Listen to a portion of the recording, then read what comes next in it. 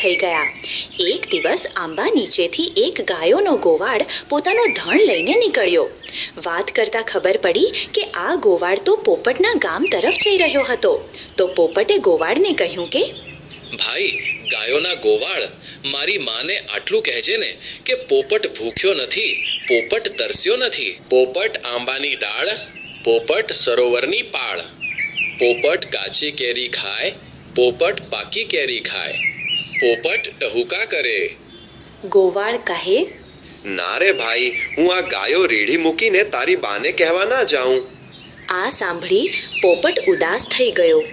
પોપટનો ઉતરી ગયેલ મોહ જોઈ ગોવાળ કહે, તારે જોઈતી હોય તો આમાંથી એક ગાય લઈ લે. આ સાંભળી પોપટ તો રાજી થઈ ગયો. તેણે સરસ મજાની રૂના પોલ જેવી એક સફેદ ગાય પોતાની પાસે રાખી લીધી અને તેને આંબાના